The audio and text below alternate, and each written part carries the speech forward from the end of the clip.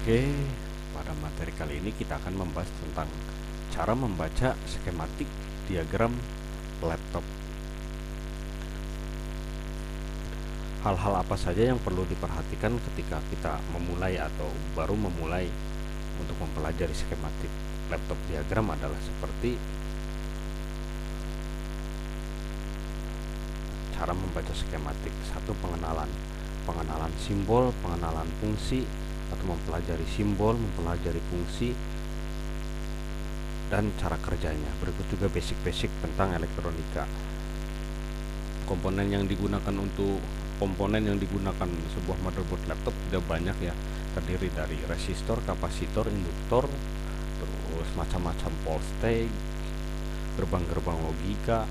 Tapi untuk komponen yang sering digunakannya atau yang umum banyak digunakannya adalah cukup 5 saja dulu kita pahami, seperti resistor, kapasitor, induktor, FET. Yang kelima adalah IC.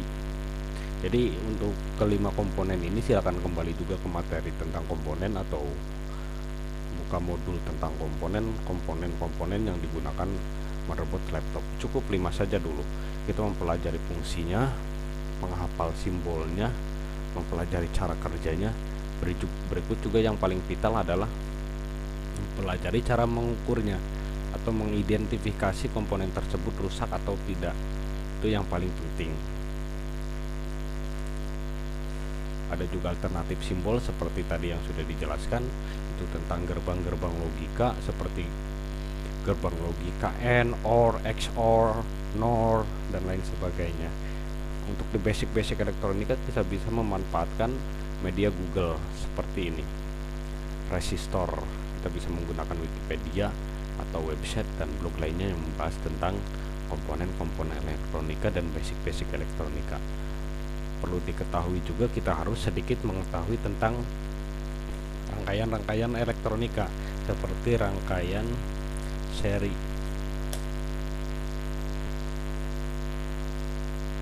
Seperti ini. Contoh rangkaian seri. Atau juga mengetahui tentang apa itu daya, apa itu hambatan, apa itu tegangan, apa itu ampere.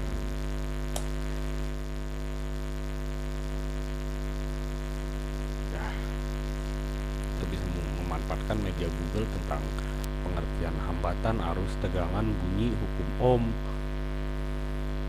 dan lain sebagainya. Di sini kita jelaskan beberapa kuncinya saja tentang cara membaca skematik. Silakan untuk pengembangan lebih lanjut bisa memanfaatkan media Google tadi. Ada juga revisi atau juga mengenal BIOS atau microcontroller dan cara refreshing. Ini masuk ke tahap chief tadi. Komponen kelima yang digunakan motherboard laptop.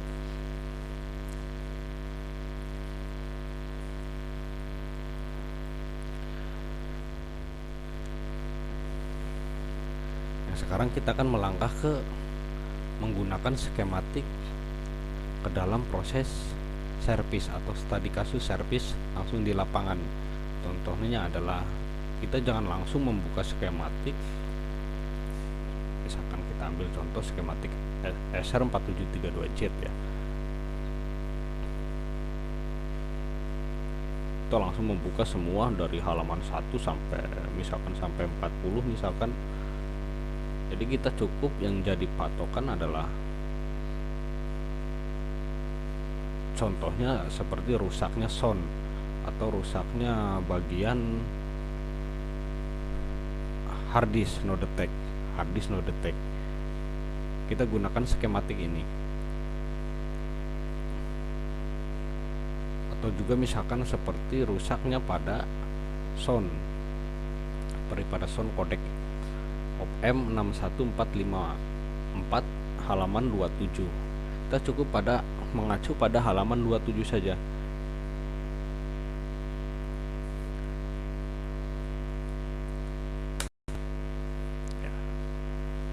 kita cukup telusuri jalur tentang audio op-amp atau audio amplifier sebuah motherboard laptop.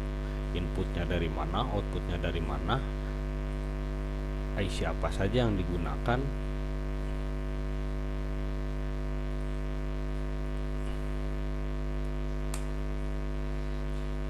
ini adalah IC-IC yang digunakan, ini adalah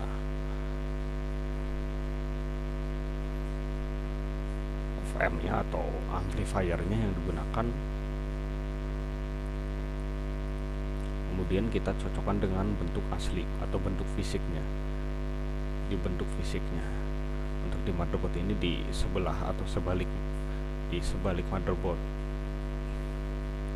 kita hanya mempunyai gambar bagian depannya saja, sedangkan bagian belakang belum ada. Atau dicontohi gambar ini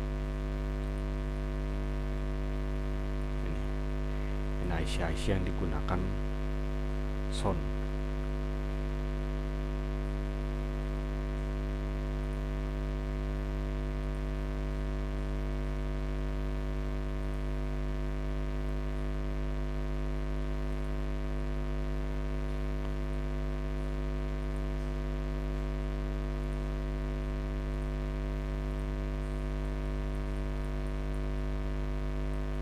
Yang tadi adalah kerusakan, yaitu definisi kerusakan studi kasus ketika proses langsung di lapangan. Kita cukup mengacu pada kerusakan yang dituju, misalkan pada sound ya pada sound, misalkan pada prosesor kekurangan tegangan pada prosesor, atau pada power ya pada power.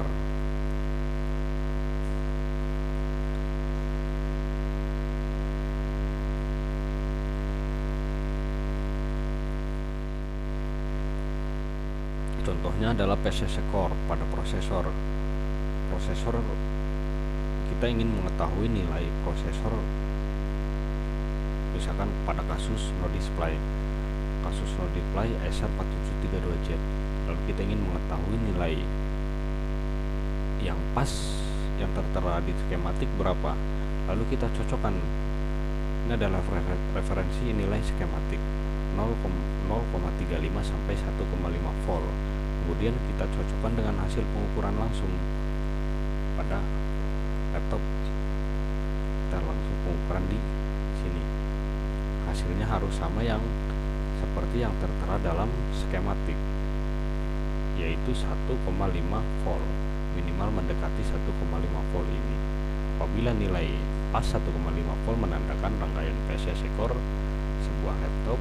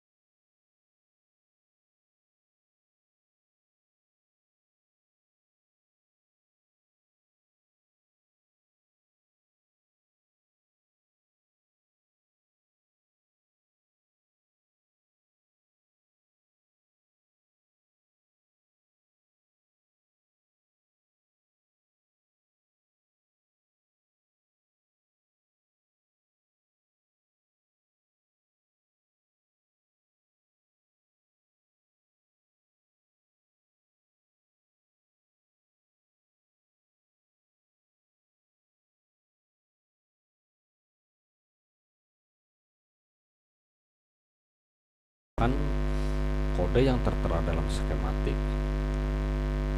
dengan yang berhubungan langsung di motherboard atau bentuk fisik. Bentuk di dalam skematik kita cocokkan dengan di bentuk fisik agar tidak keliru.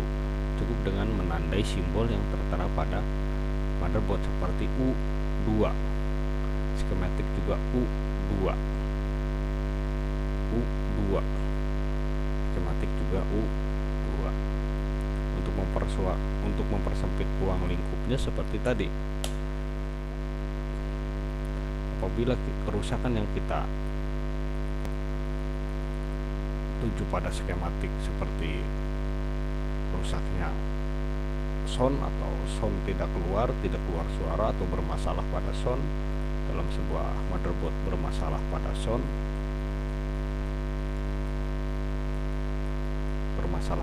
kita cukup mempersempit ruang lingkup, yaitu hanya tertera atau tertuju pada bagian sound saja. Nomor 27 seperti tadi, nomor 27. Ini kebutuhan tegangannya, IC apa saja yang digunakan. Kemudian kita melangkah ke datasheet komponen, karena di datasheet sudah lengkap juga di sana tentang penjelasan sebuah komponen yang digunakan atau istilah-istilah skematik yang digunakan. Berikut juga dengan definisi per pin di datasheet komponen sudah jelas. Contohnya adalah seperti ini.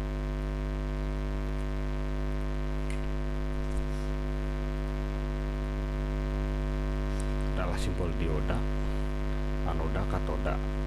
Ini kita bisa memanfaatkan media Google tadi untuk pembahasan lebih detail.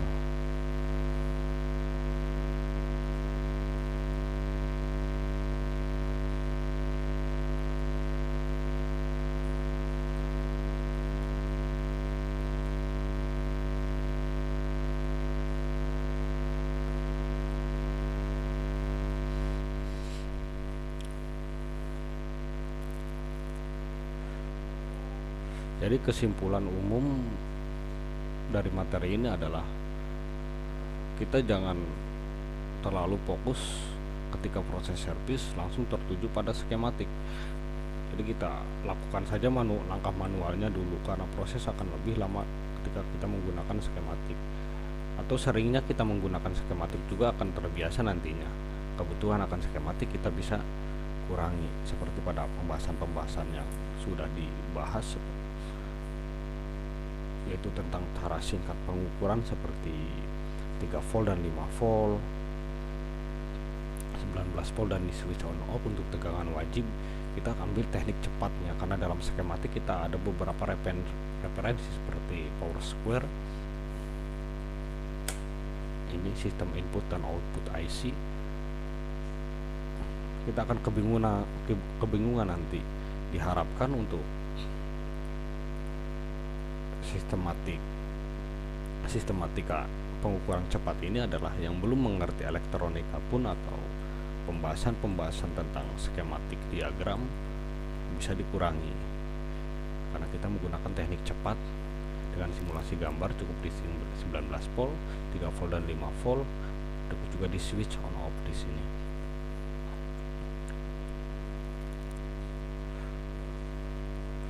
Di sini sudah dijelaskan tentang kunci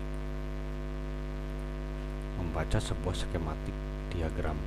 Silahkan ambil modulnya, kemudian kita kembangkan, search dengan menggunakan media Google sebagai bahan acuan.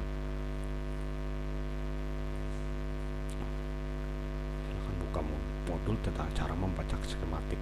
Di sini kita sudah tuliskan beberapa kunci cara membaca skematik. Silahkan untuk dikembangkan dan dikuasai lebih sespesifik mungkin. Oke, sekian dan terima kasih. Kita bahas kepada video selanjutnya tentang cara membaca skematik. Mohon maaf segala kekurangan. Wassalamualaikum warahmatullahi wabarakatuh.